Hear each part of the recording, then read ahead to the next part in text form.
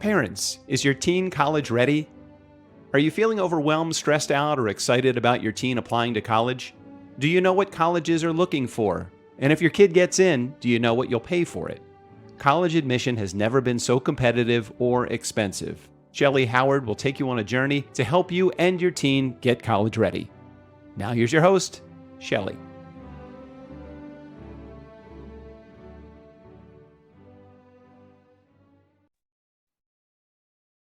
Hello, parents. Is your teen college ready?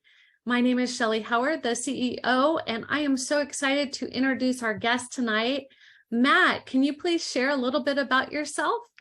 Absolutely. First of all, thanks for having me. My name is Matt Crevin, and I'm the founder of Talk Shop. Talk Shop is my own small but mighty educational tutoring firm, if you want to say that way.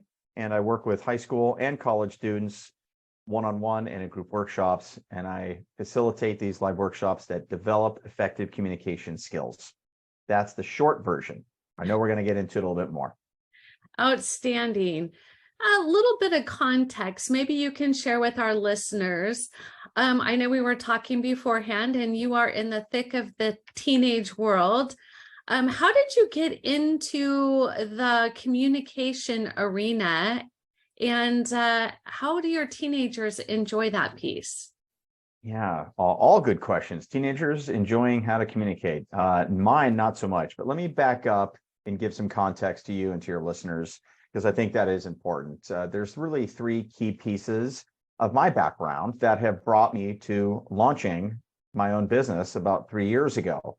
And it's really the culmination of both my professional work experience background in corporate America, if you will, and the background that I have in the sports industry, as well as my parenting journey. So let me kind of stitch that together for you. My first job right out of college many moons ago was as an unpaid public relations intern. Very fortunate that I was with the San Francisco 49ers. It's not about the team. Some people like the team, some people don't. It's about what I learned there. My head was spinning, working with soon-to-be Hall of Fame athletes, members of the broadcast media, my colleagues. These are people I were admiring 7 years earlier on my parents' couch. Now I'm in production meetings with them. I had to communicate with all of these variety of personalities confidently and clearly. And talk about learning them on the job, on the fly. I bring a lot of the lessons that I have, since continued to learn over my 30 years now working with the 49ers as a part-time employee. I bring a lot of those lessons right into the workshop.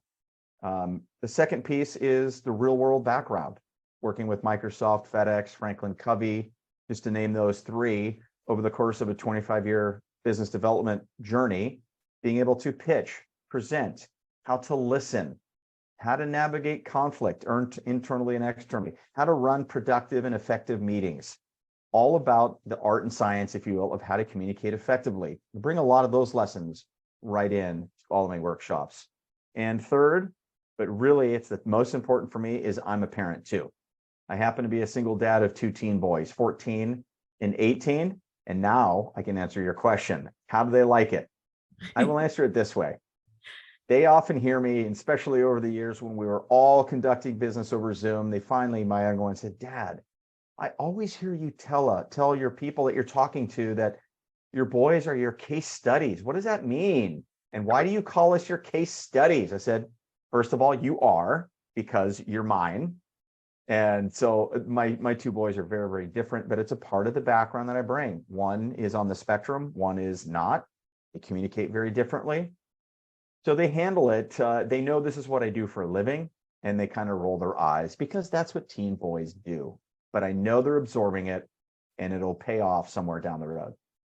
Absolutely. The fun part about all that is, as a parent, every one of our kids, I think, are different. I have four, and if I communicated like I do to number one to number three, total disconnect. And so how do you, when you meet these young people and they're in your workshops, how do you navigate their communication style, knowing that they're all going to be so different? Yeah, no, and it's a big part of it. And I'm certainly not a comic, but I do implement the three rules of what I think it takes to be a good comedian or comedienne. And that is know your audience, have good timing, and then deliver your message. but not all the audiences are going to be the same.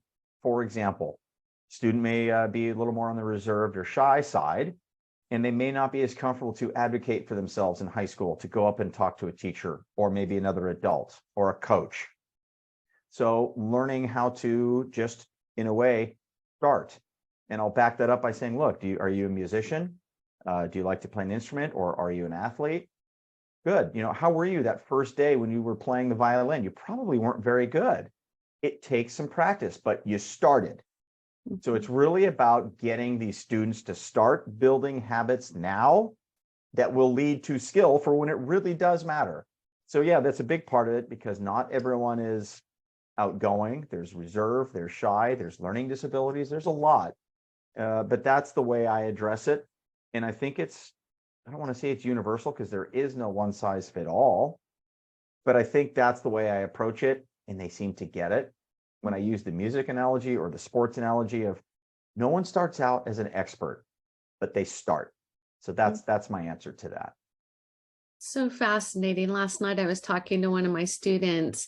It was actually a friend of a friend, and he was an athlete. And so I was using metaphors all over the place, and he was leaning into the camera, like just really wanting to hear what I had to say. And then as soon as I stopped talking metaphors, he leaned back in his chair like, okay, I'm done. So I love that you use metaphors with teenagers, because it helps them to connect the dots. Who is a typical or a good client for you? Like, parents listening on the podcast, how would they know if their student would benefit from what your workshops offer? Yeah, no, it's a fair question. I think any parent is going to look at it through their own lens. I'm a parent too, just like you, and just like your listeners, the majority of them is they might recognize it, that, when they're out at a restaurant, let's say, as an example, or are they comfortable making a phone call to set up their own next dental or doctor appointment? Are they comfortable getting on a phone and ordering takeout? Are they comfortable in person talking to a different adult? I think parents probably see that, whether they maybe want to, I don't want to say admit it, that sounds like they're hiding something, but I think that any teen, especially in today's world, and I know this is a really glossy comment, but I'll stand by it. I think there's always room for improvement. My own too, as a small example, every student that I work with, whether it's in a classroom setting, a sports team, a religious youth group, or just a small group of 5 to 10 friends in a neighborhood, and they want to meet and do a workshop in someone's home, they all can learn how to improve this skill. Because like I said, this is a habit. It's like putting habits together that will bring, then develop skills. I think any parent would probably want this for their child. I know that sounds a little grandiose, but it will pay off. Interviewing. Do you want your son or daughter to be able to be clear and concise and confident when they're given the most annoying interview question ever? Hey, tell me about yourself. It's the most annoying interview question, but guess what? They're going to get it. So why not be prepared? I don't mean to dance around that question, but I think most parents can recognize that I'm not anti-technology, but we all live in this app-driven, cyber-crazy bubble world where it's easy to dash off texts or emails or live in social media a little bit and communicate that way, which is okay. But it's needed now more than ever to be able to communicate in person. So I think all parents can probably recognize that and give me a nod of approval. Absolutely. It's interesting to think about it, because it is a different generation. With the cell phone and with technology, everything is so fast. They're so used to getting it immediately. And so as our students are getting their application or their yeses back from universities, right, they blow up my text and I'm like, call me, I want to hear all about it. Crickets. And so that level of, I just want to hear in their voice their excitement, and they're using emojis, and I smile because I do speak teenager. I love them all dearly. I'm apparently a unique soul, but what can you help parents? What can you give a parent any kind of recommendation or advice, a place to start if their student just goes up in their room and shuts the door and just doesn't really want to communicate at all? Yeah, no, it's a great question. And it actually kind of goes back. I'm going to answer from something you just mentioned that, if you're getting the yeses that are coming back in, it's such an exciting time. I'm in the middle of it with my 18-year-old myself, and you're texting them and you said, hey, call me. I want to hear your voice, because there's nothing that can replicate that. And I'm going to answer it this way, that one key area to answer your question as directly as possible is there are three key areas, or three key pieces rather, that are nearly impossible to decipher when that student was texting you. You can't decipher their tone, their spirit. You just can't. And so, their intent, their spirit, and their tone, that's where your voice comes into play. And that's where it's going to come into play down the road. Someone can sense your excitement. It's just too often, and parents can recognize this, if their kids do go up to the room and just start that incessant scrolling of catching up on the social media hamster wheel that just seems to be never ending, is for the parents to understand there's a time and a place where this skill is going to come in, and it's going to be here. It's here now. Mm-hmm. And if they really want their student, they really want their son or daughter to have a distinct advantage, in my humble opinion, and the humble opinion of hiring managers out there, what better way to showcase your character and your brand than to be able to articulate it clearly? Right. We spend a lot of time in our program talking about the students' core values, their gifts, their talents, the things that they advocate for, their voice. And when I get them fired up about their passion, their voice does come out. How can we as parents support that, encourage that? When they were little, we would give an M&M or something and they'd be like, yes, I'm so great. Now when they're teenagers, the little pat on the back just sometimes feels like it's not taken significantly. So what is the positive reinforcement or the encouragement you would give parents when the teen does communicate and gets excited and shares something awesome? Yeah, I don't want to say that's a loaded question, because it's not, but it's a good one. Yeah, those days of, hey, what's my kid's currency? Is it ice cream? Is it Skittles? Is it candy? Yeah, we're past that. If I may, and just please jump in if I have strayed from this question, but this is something that I tell the students, not to the parents, because my workshops are for the students. And I start every workshop almost identical in a way, is I always let them know, turn your phones off, not just turn it to mute, but turn it off. You'll catch up, and whatever's on there, just trust me a little bit so far of whatever's there, you'll get back to that. But it's a distraction, and I want your attention, because what we're going to do is important for you. And then the second rule, the only rule I have of engagement for my workshops are, there's no right or wrong answers. This is not class. I'm not here to lay judgment or give you a letter grade, but your voice matters and your opinions count. Yes, I'm going to be doing some talking during our workshops or my private one-on-ones, but so are you. And it gets them engaged and it gets them talking. So I know that didn't answer your question directly, but I wanted to just kind of lay that as the groundwork, because I just think that it's almost if they want to ask a rhetorical question, and some parents are comfortable asking it this way or not, because sometimes it can sound condescending a little bit. I say it in my workshop because I'm a parent. I'm just not that kiddo's parent, and it works. Mm-hmm. And that is, show of hands. Who here in this workshop, who here in this room would like to have a job someday? Now, again, this is high school kids. Most of them put their hands up and they get it. I say, great, put your hands down. How about another show of hands for who here in this room would like to have a job someday that you really like? Again, they put their hands up and I say, great, well, let's talk about what are some of the key pieces what is it going to take? And it just, everything comes back. I bring it all back to the 3 C's, being clear, concise, and confident, whether you're pitching your story, whether you're listening, whether you're asking questions, being curious, but how you communicate, bringing it all back in is that currency. It's, do you want this for yourself, young man, young woman? Do you want this? So it's an array, it's rhetorical, but for some that's going to light the fuse, and for some it may not. So hope that helps, or hope I answered. Absolutely. I think all advice provides knowledge and ways for parents to navigate a little bit different. I deal with students. I get to talk to students all day long. That's my client. Mm-hmm. Yes, their parents are my client, but the student's actually the one doing the work. And when I prepare them for their interview, I'll never forget, I had a student preparing for a Stanford interview, and she said to me, "Why do they even want me?" And I was like, what are we talking about? And I think what you're saying is you're also providing them confidence in their ability to communicate. And that's a gift that they'll cherish for the rest of their life. How do you motivate them to participate in the workshop? So maybe have a real shy, I don't, but maybe have a real shy, quiet student, child, and I want them to have a voice. I think it'd be great before they left for university. But I'm not sure how to bring that out. Is that something that you can cover in your workshop that would give them that encouragement to participate?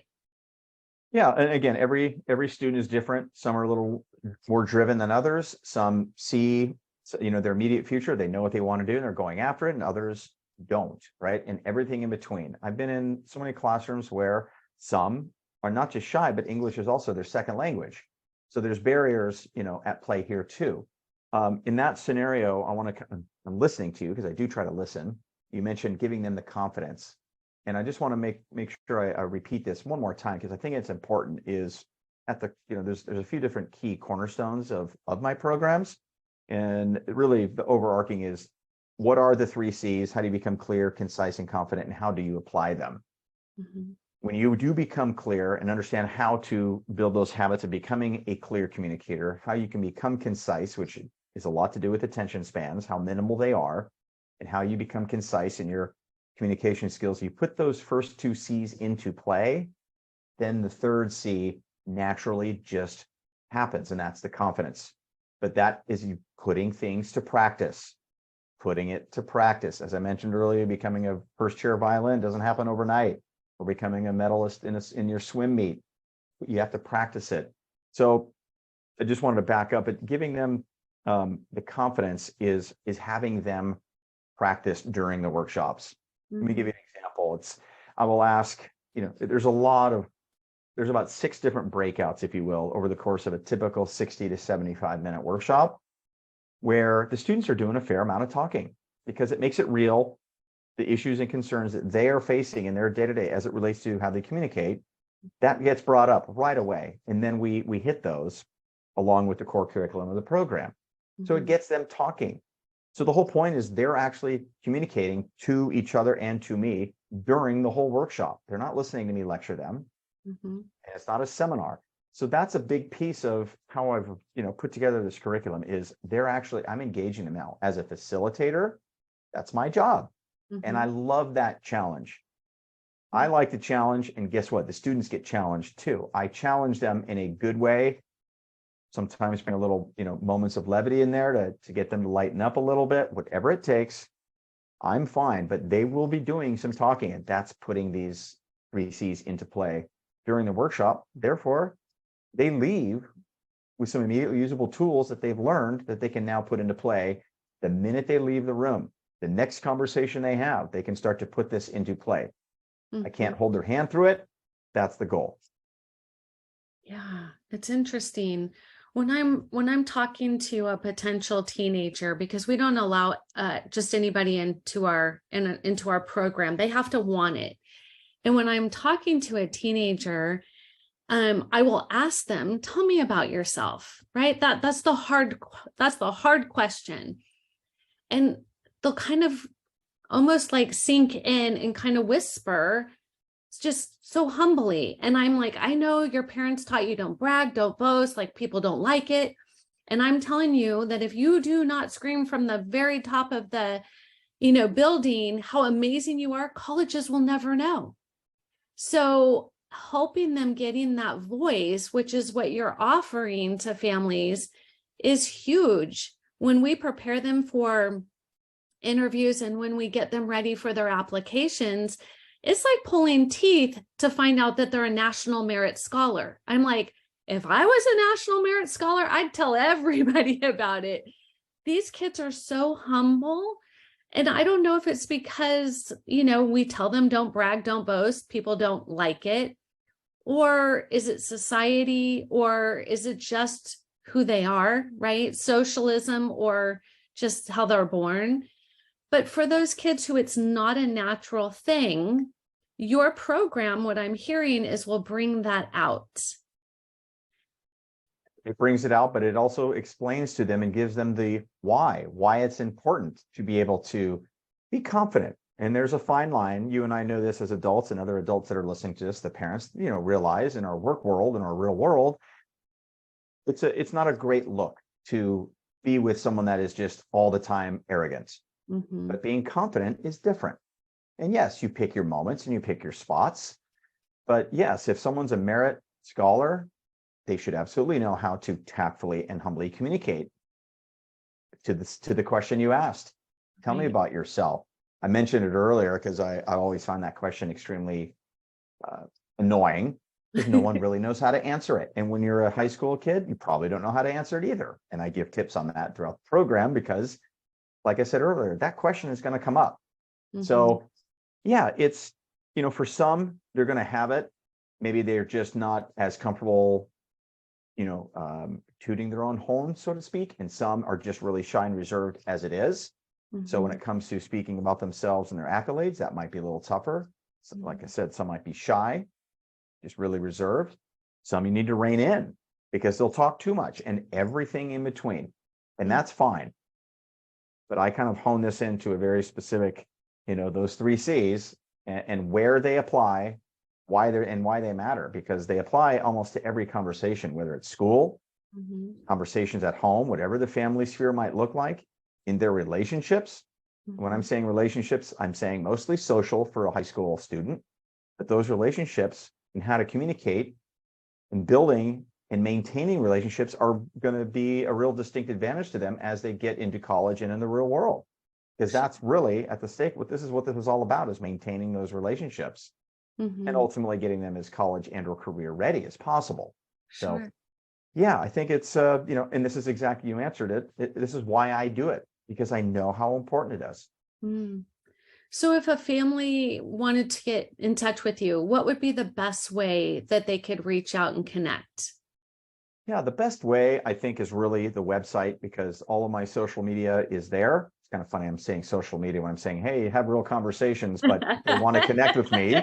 To start the conversation, my website, and I'll give it here now and I'll repeat it again. It's TalkShop.